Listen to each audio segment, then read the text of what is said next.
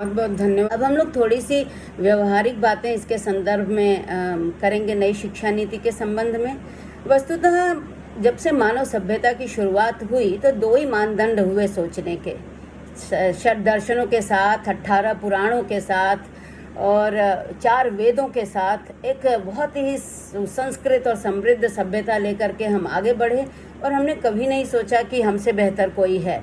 लेकिन धीरे धीरे जब विकास का क्रम आया और राजनीतिक चिंतन आगे बढ़ा, और यूनान और यूरोप तो बहुत बाद में, और अमेरिका भी बहुत बाद में, एथेंस और ग्रीस में जब चीज़ें आई तो प्लेटो सुकरात से ये चीज़ें शुरू हुई। क्या आवश्यकता है हमको ऐसे शिक्षा की? जिस मानदंड की तरफ हम आज बढ़ रहे हैं हम उसी पे बात करेंगे, और कोशिश करेंगे कि 6-7 मिनट में, राजेंद्र जी 8 मिनट में अपनी बात ख़त्म कर देंगे। तो हमारे सामने ये चुनौती आई कि हम कैसे अपने समाज का विकास करें कि अभिव्यक्ति की स्वतंत्रता आए। सबसे जो बड़ी चीज़ होती है कि क्या चीज़ आपको अच्छी लग रही है और क्या नहीं अच्छी लग रही है, क्या सही है क्या नहीं, क्या समाज को आगे ले जाएगा क्या नहीं, इसका जो क्षमता अर्जित करना होता है वो हमें शुरू से ही मिलता है। और यही कारण था कि जब सुकरात को लोकतांत्रिक व्यवस्था में मृत्युदंड दे दिया गया तो प्लेटो ने बिल्कुल इस व्यवस्था पर सुधार किया, और प्लेटो ने एक शिक्षण प्रणाली प्रस्तुत की। और उसने कहा कि परिवार की कोई भूमिका ही नहीं है। लेकिन प्लेटो चूँकि प्लेटोनिक था, काल्पनिक था, तो उसके शिष्य अरस्तु ने चीज़ों को बहुत सुधारा, और अरस्तु ने एक सिस्टमैटिक प्रणाली प्रस्तुत की कि परिवार की पहली भूमिका है। अब अगर आज की तिथि में हम देखें तो जो मानवीयता है वो परिवार से ही हमारे अंदर आती है। अब शिक्षा, अब भारतीय संस्कृति की बात करें, अपने हम यूरोप की बात की, अगर हम भारतीय संस्कृति की बात करें तो हम कहेंगे शिक्षा या विमुक्त है, जो हमें मुक्त करती है वही हमारी शिक्षा है। और शिक्षा का उद्देश्य वस्तुतः समाज को सही व्यवस्था के साथ आगे बढ़ाने का प्रयास है।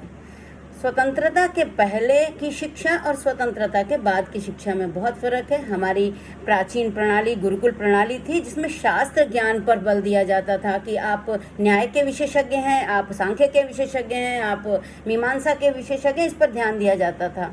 लेकिन जैसा कि एक लंबे समय तक जब आप गुलाम रहें तो आपकी मानसिकता पर भी उस गुलामी का असर एक लंबे समय तक चलता है।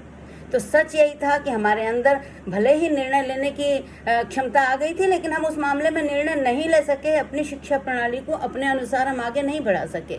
और कारण यही हुआ कि विभिन्न समय में हम विकास की तरफ बढ़े। हमें लगा कि पंडित जवाहरलाल नेहरू हमारे प्रधानमंत्री थे, उनको ऐसा लग रहा था कि मिश्रित व्यवस्था होनी चाहिए, भाई प्राइवेटाइजेशन और आपका सार्वजनिकीकरण दोनों होना चाहिए। अगर गरीब हैं और अगर अमीर नहीं रहेंगे तो चीज़ आगे कैसे बढ़ेगी। यही वजह थी कि शायद शिक्षा में हमेशा एक गैप छोड़ करके काम किया गया, और धीरे धीरे हम आगे बढ़े और विकास के क्रम में आगे बढ़े। हम 7 रुपये प्रति किलोमीटर से मंगल तक पहुंच गए इसी एजुकेशन प्रणाली की तरफ से। हमने किसी विशेषज्ञ को आमंत्रित नहीं किया था बाहर से। फिर धीरे धीरे ये चीज़ें आगे बढ़ी। 86 में बहुत प्रयास किए, बहुत प्रयास से नई शिक्षा नीति सामने आई, और हम लोगों को लगता था, उस समय हम लोग छोटे छोटे थे, 84 में तो मुझे लग रहा है 8th में थे, तो धीरे धीरे वो नई शिक्षा नीति जब सामने आई तो लगा कि यही सबसे सही है, 10+2 सबसे सही है।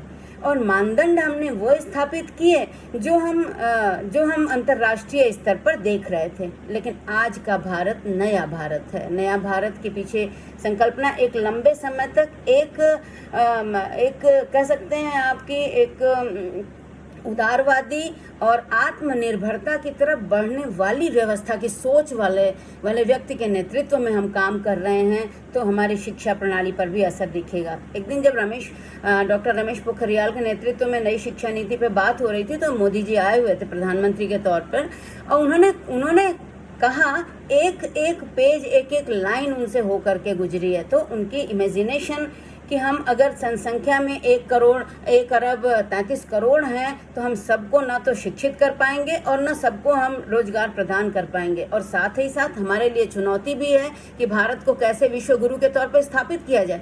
तो विश्व गुरु के तौर पर स्थापित करने के लिए सबसे ज़रूरी है कि आपको हम अपनी बातें समझाएं। अगर आप लोगों ने पढ़ा होगा तो आज ही पढ़ा होगा, IIT इंदौर ने एक कोर्स शुरू किया है 15 दिन का, जिसमें प्राचीन संस्कृत ज्ञान को, जो टेक्नोलॉजी से संबंधित है, जो जो इलेक्ट्रॉनिक्स से संबंधित है, जो न्याय वैशेषिक जो दर्शन है, इनको वर्ल्ड वाइड ग्लोबल स्तर पर 722 लोगों के साथ संस्कृत भाषा में शुरू किया। कारण यह है कि जब तक आप अपनी चीज को अपनी भाषा में नहीं समझेंगे तो अनर्थ तो नहीं होगा, लेकिन आप उसकी अंतरात्मा को प्राप्त नहीं कर पाएंगे। तो 15 दिन उनका इंडक्शन प्रोग्राम होगा, 15 दिन बाद उनको शास्त्र की जानकारी दी जाएगी। तो आज के तिथि में नई शिक्षा नीति एक मसौदे के तौर पर 2020 के रूप में हमारे सामने आई है। हम लोग मैं 22 बरस से नौकरी में हूँ, कुछ लोग यहाँ पर ऐसे भी हैं जो 35 बरस से हैं, और हमारे प्राचार्य सर तो 19 साल से प्रिंसिपल ही हैं। तो हम एकदम अगर सामने देखें तो हम कहेंगे कि हम लोगों ने जो महसूस किया है इतने लंबे समय में, वो ये किया है कि 1% लोग अपने व्यक्तिगत एकेडमिक उत्थान के लिए कार्य करते हैं, उसमें से आधा % लोग समाज के लिए परोपकार के लिए काम करते हैं, और बाकी सब नौकरी के लिए नौकरी करते हैं, और जो कितने लोग आराम के लिए नौकरी करते हैं ये तो उनकी बात है। तो इसमें संशोधन निसंदेह अपेक्षित है, और यह संशोधन तभी हो पाएगा जब आपको कंपल्सरी ढंग से चीज़ें रख दी जाएंगी, चाहे वो यूजीसी हो, चाहे वो नैक हो। यूजीसी की संस्था, इन्होंने बहुत कोशिश की, नैक ने अपने कार्य योजना में भी सुधार किया, सुझाव किया, लेकिन जो कॉलेजेस नैक करा लेते थे उसके बाद वो AQAR ही नहीं भेजते थे। 3-4 साल बाद, 5 साल बाद उनकी अवधि समाप्त हो गई, और उसके बाद फिर से वो नए तरीके से सोचते थे, विचार करते थे। तो ऐसे में यह जरूरी था कि नए इंस्टीट्यूट्स इस तरीके से डेवलप किए जाएं जहां निजी संस्थान भी डेवलप हों और सार्वजनिक भी हों, लेकिन उनकी मॉनिटरिंग जरूरी हो। अब हम लोग इस पे आ जाते हैं जो शिक्षा के व्यवसायीकरण को रोकने पर जो बात है, हम हायर एजुकेशन की ही बात करेंगे। बहुत सारे लोगों ने, बहुत सारे वक्ताओं ने पूरी ही शिक्षा नीति को खंगाल दिया, ये बहुत आप लोगों की कुशलता है।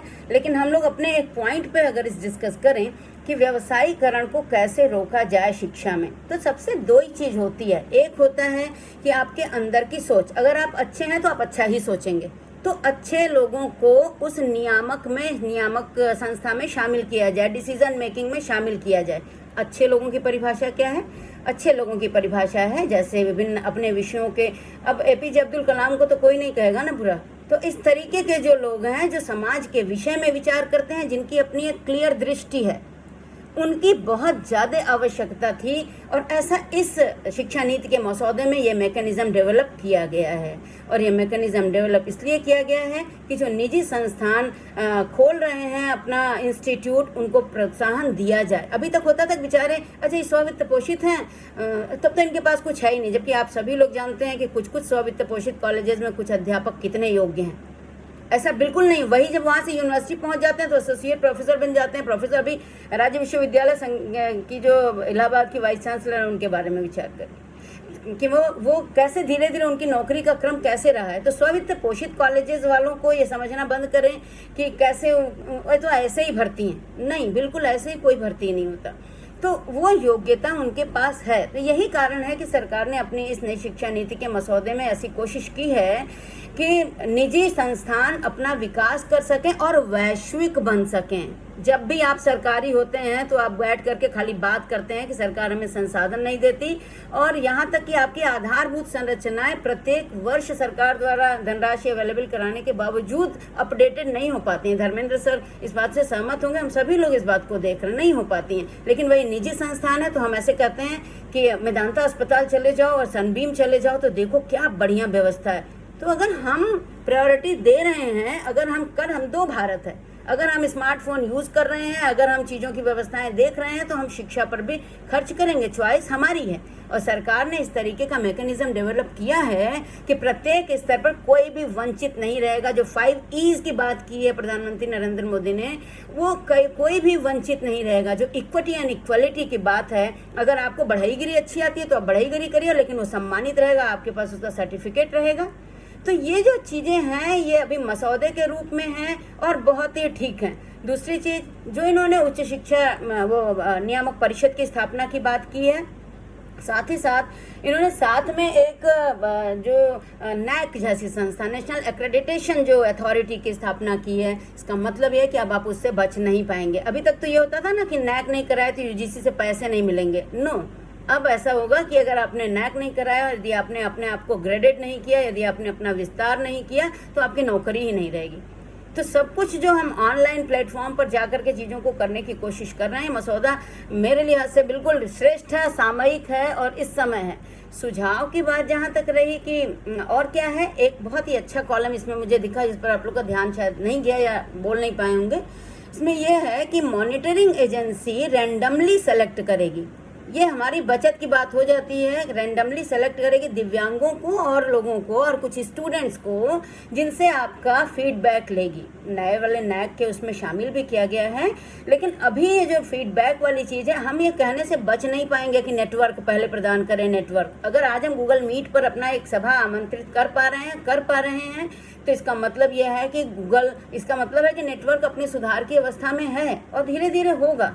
और ऐसे समय में ये जो कोविड का समय आ गया और इसमें हम फंस गए हैं, इसने हमें टेक्नोलॉजिकली एडवांस भी बना दिया है। धीरे धीरे करने पर, प्रेशराइज करने पर टेक्नोलॉजिकली हम साउंड और एडवांस हो चुके हैं। तो ऑनलाइन पोर्टल्स विकसित किए जाएं और साथ ही जो रेगुलेशन का मानक है ये हमें प्राइवेट और पब्लिक के साथ जोड़ करके बनाया जाए और जो यूजीसी जैसी जो राष्ट्रीय उच्चतर शिक्षा विनियामक परिषद की जो स्थापना की बात की गई है उसके अधिकारों में वृद्धि की जाए। और एक जो बड़ी बात मुझे ये बोलनी थी कि उच्च शिक्षा तभी आगे बढ़ पाएगी जब हम शिक्षा को केंद्रीय सूची में शामिल करेंगे।